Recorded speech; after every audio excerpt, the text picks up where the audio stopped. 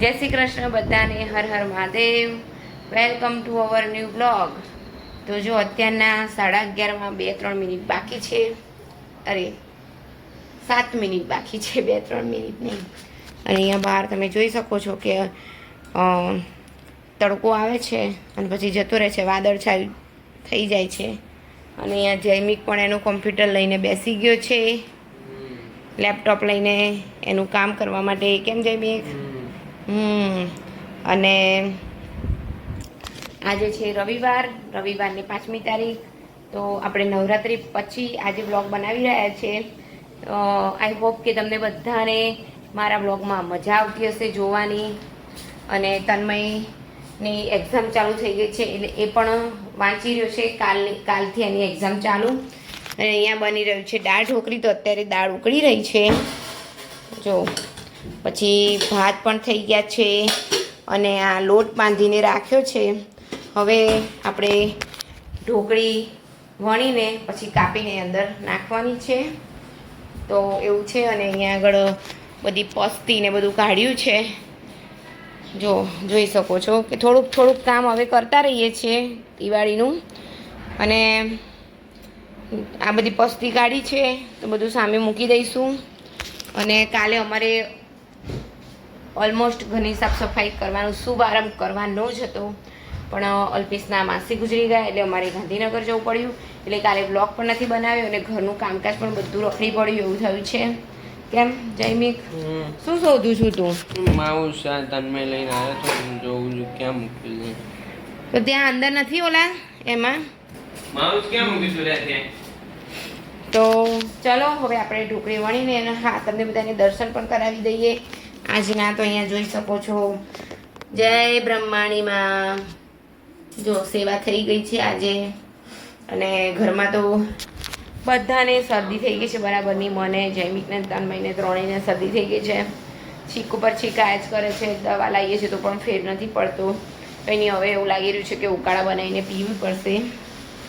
તો ચલો હવે આપણે ઢોકળી બનાવીને ઢોકળી વણીને નાખી દઈશું એની અંદર.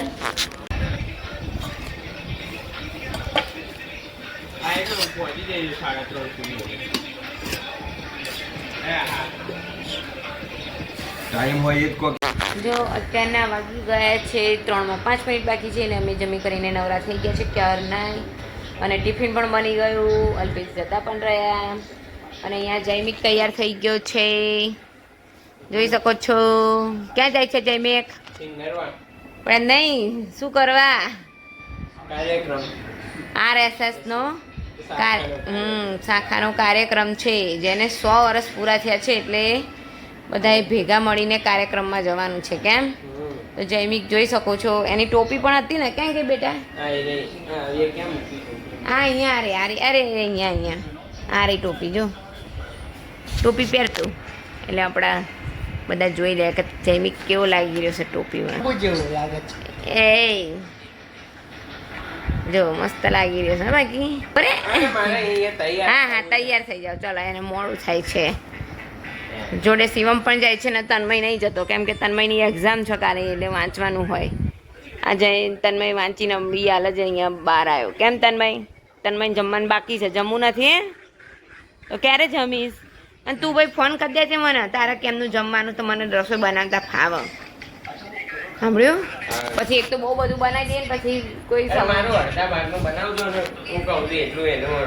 સારું ચલો ઓકે.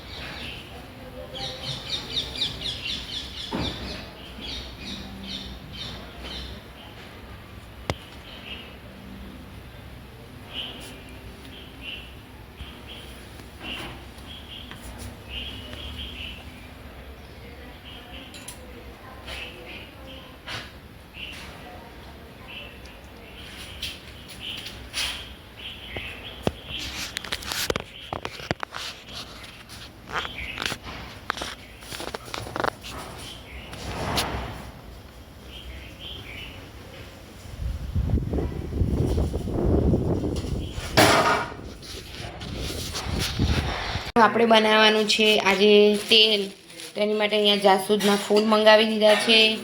આ છે કડવો લીમડો અને આ છે મીઠો લીમડો અને આ છે આમળા, તમે જોઈ શકો છો આમળા, અને આ છે દૂધી, આ દૂધીને છે. તો હવે આપણી પાસે જાસૂદના ફૂલ મંગાવ્યા હતા, જાસૂદના પાન નથી આવ્યા. આપણે જાસૂદના પાન લેવા જવાનું છે અને મહેંદીના પાન લેવા જવાનું છે. તો ચલો આપણે મહેંદીના પાન અને જાસૂદના પાન લઈને આવીએ. અને અહીંયા તન્મય જો અત્યારે જમવા બેઠો છે 5 વાગ્યે. તો જો અહીંયા જોઈ શકો છો તમે કે આપણે બધી સામગ્રી ભેગી કરી દીધી છે. તો મેં તમને આગળ બતાવ્યું એમ આ દૂધી છે, જાસૂદના ફૂલ છે, પછી આ મેથી છે, આમળા છે, દેશી ગુલાબ છે, પછી આની અંદર જો તુલસી છે, જાસૂદના ફૂલ છે, અરે પાન છે આ, અને આ છે મહેંદીના પાન અને તુલસીના પાન. હા, અને આ છે મહાભૃંગરાજ. આ શોધવામાં મારે ઘણી મહેનત થઈ, હું બીજું તોડી લાવી હતી. પછી અમારે અહીંયા એક બા છે, તેમને બતાવ્યું કે આ નહીં લેવાનું, આ ખોટું તે તોડી નાખ્યું છે. પછી પાછું એમને બતાવ્યું એ પ્રમાણે અમે આટલા મળ્યા છે, તો એ નાખી દઈશું આપણે. તો અને શું છે, હા, બારમાસીના ફૂલ અને બારમાસીના પાંદડા પણ છે અંદર. જો આ ફૂલ છે અને આ બારમાસીના પાંદડા એ પણ આપણે નાખીશું. પછી આગળ બતાવ્યું એમાં લીમડો, મીઠો લીમડો અને આ કડવો લીમડો છે. તો સૌ પ્રથમ આપણે આમળા અને દૂધીને આપણે જો આની અંદર માર કરવું છે લોખંડનામાં. તમારે આવો લોખંડનો તવો ન હોય તો સ્ટીલનો બી ચાલે. તો ધાતુનો નહીં લેવાનો, કારણ કે ધાતુનો સારું નહીં. તો આપણે હવે આનાથી આ બંને છીણી નાખીશું, દૂધી અને આમળા. તો જો અહીંયા જોઈ શકો છો કે આ એલોવેરા લીધું છે, એના આવા ટુકડા મેં કરી દીધા છે. એલોવેરા તમને બતાવવાનું રહી ગયું હતું. પછી તજ અને લવિંગ પણ લેવાના છે. તો જો અહીંયા આપણે દૂધી અને આમળાનું બંનેનું થઈ ગયું છે છીણ સરસ મજાનું. હવે આપણે આ 2 ચમચી જેટલું મેથીના દાણા છે તે નાખી દઈશું. પછી આ તજ લવિંગ નાખી દઈશું. આ એલોવેરાના ટુકડા નાખી દઈશું.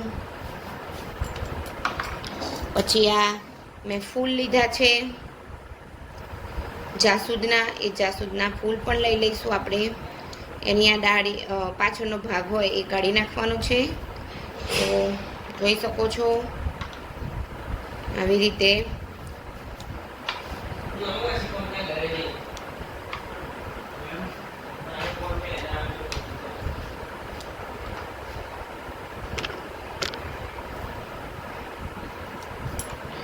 જોઈ શકો છો કે આપણે 1 2 3 4 5 6 7 8 9 જેટલા નાખવા એટલા નાખી શકાય છે. મેં 10 જેટલા નાખ્યા છે, જોઈ શકો છો. હવે આ લીધા છે ગુલાબ લીધું છે. હવે એની પાંદડીઓ કરીને નાખી દઈશું આપણે આમ બધી.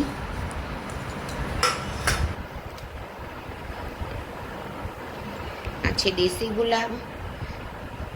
ગઈ વખતે પણ મેં બનાવ્યું હતું તો બહુ જ મસ્ત થયું છે. મારા વાળ પણ વધ્યા છે અને સરસ થયા છે. એટલે મેં તો ચાલો હવે બહારથી નથી લાવવું, ઘરે બનાવેલું સરસ રિઝલ્ટ આપી રહ્યું છે, તો આપણે ઘરે જ બનાવીએ. તો અહીંયા જોઈ શકો છો કે આપણે ગુલાબની પાંદડીઓ નાખી દીધી છે. ઓનલી ગુલાબની પાંદડીઓ જ નાખવાની છે.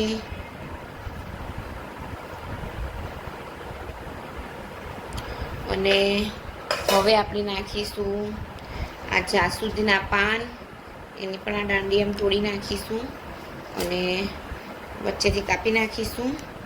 જાસૂદના પાન લીધા છે.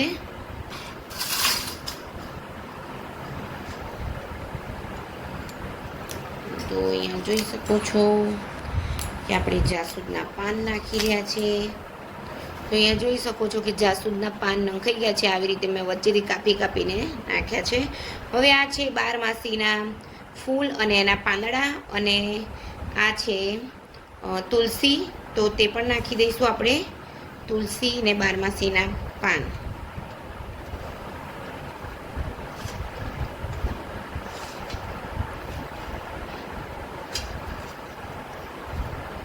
મેં બધું થોડુંક થોડુંક લીધું છે, એવું માપ નથી કે કેમનું શું લેવું એ. તો અહીંયા જોઈ શકો છો. અને હવે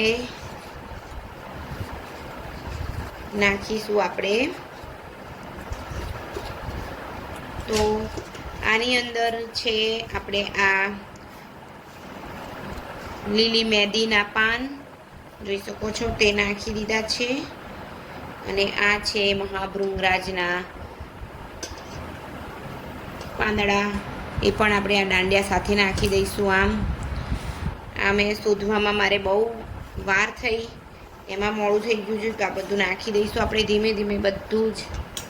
પછી આની અંદર ચણોઠી પણ નંખાય, તમારે નાખવી હોય તો. મેં ગઈ વખતે ચણોઠી પણ નાખી હતી, પણ અત્યારે મને મળતી નથી, અને મને મળશે ત્યારે 2-3 ચણોઠી પણ નાખી દઈશ અંદર હું. તો જોઈ શકો છો આપણે આ બધું નંખાઈ ગયું છે. હવે નાખવાનું છે આપણે આ મીઠો લીમડો નાખવાનો છે. તો મીઠા લીમડાના પાન આવી રીતે આમ કાઢી કાઢીને નાખવાના છે. આ મીઠા લીમડાના પાન આપણે નાખીશું.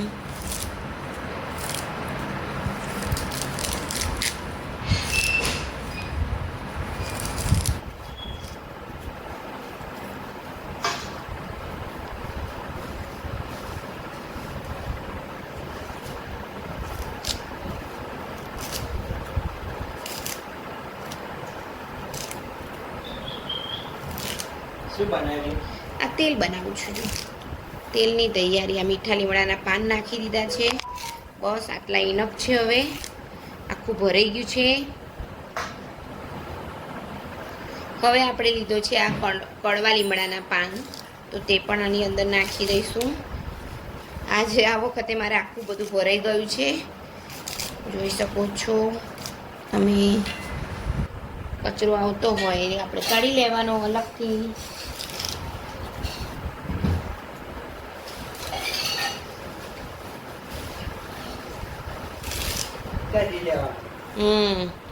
જો સરસ મજાનું થઈ ગયું છે. હવે આપણે એની અંદર તેલ નાખીશું. તેલ મેં લીધું છે કાળા તલનું તેલ લીધું છે, તો તે નાખીશું આપણે. તો ચલો આપણે હવે તેલ નાખી દઈશું. તો આ કાળા તલનું તેલ આપણે નાખીશું. જોઈ શકો છો.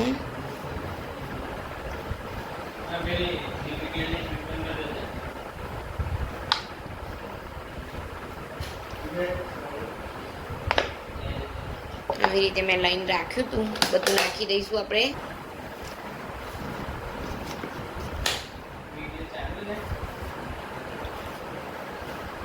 તો આપણે તલનું તેલ નાખી દીધું છે. 2 મિનિટ પણ.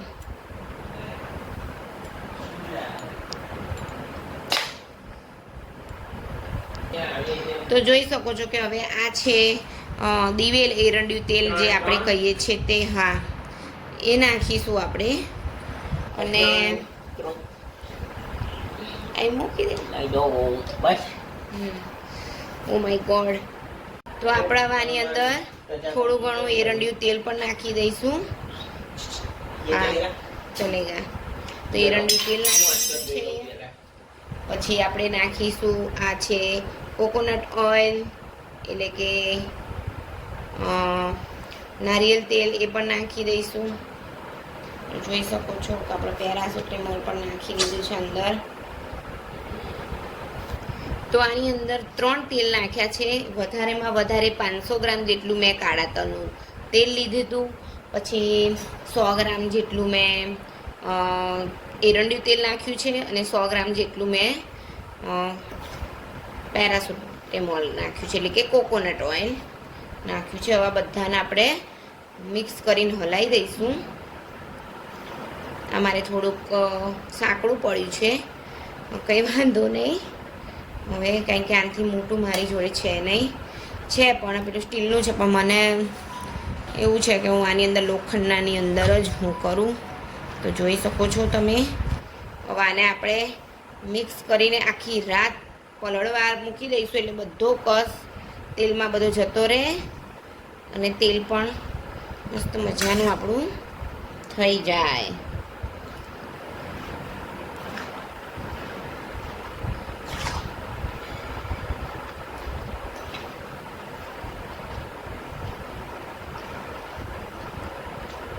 આની અંદર ચણોઠી પણ નંખાય. પછી જો મેથીના સૂકી મેથી તો નાખી જ છે, તે ઉપરાંત આપણે એની અંદર લીલી મેથીના જે પાન હોય છે તે પણ નાખી શકીએ આપણે. હા, ધાણા નહીં, હવે મેથી, એ કોથમી કહેવાય.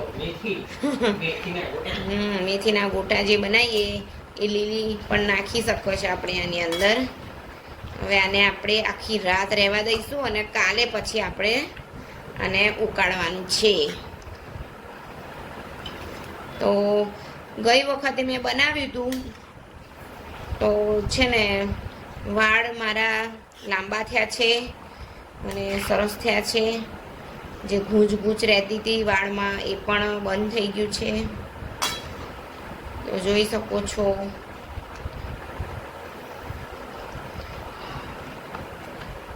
તો જો મારે સરસ થશે, રિઝલ્ટ સરસ આવે. જો કે દેખાય તો ગયું જ છે કે સરસ લાંબા બી થયા છે અને નવા વાળ પણ ઉગી ગયા છે. પતલા થઈ ગયા હતા તો તે પણ થઈ ગયું છે સરસ. હવે જો આને આપણે આખી રાત રહેવા દઈશું. આની અંદર આપણે કોલોંજી પણ નાખી શકીએ છીએ, એટલે કે ડુંગળીના બીજ પણ આપણે નાખી શકીએ છીએ આપણી સાથે હોય તો. બસ જો બધું મસ્ત મજાનું મિક્સ થઈ ગયું છે. હવે આપણે એને આખી રાત રહેવા દઈશું આમનું આમ જ. અને વિચાર છે કે જો આપણે સરસ થશે આ બનાવ્યા પછી, હું મારા વાળ તમને બતાવી દઈશ કે જો આવા આટલા બધા મારા વાળ વધ્યા. તો આપણે પછી આનો બિઝનેસ પણ કરવાનો વિચાર છે. ઘરે બનાવીને આપણે વેચીશું.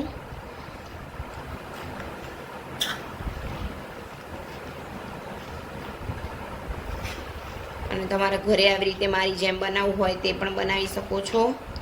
અને ના બનાવવું હોય તો ટૂંક સમયમાં આપણે હેર ઓઇલ પણ આવી રીતે બનાવીશું, તો તે પણ તમે કરી શકો છો. તો જોઈ શકો છો.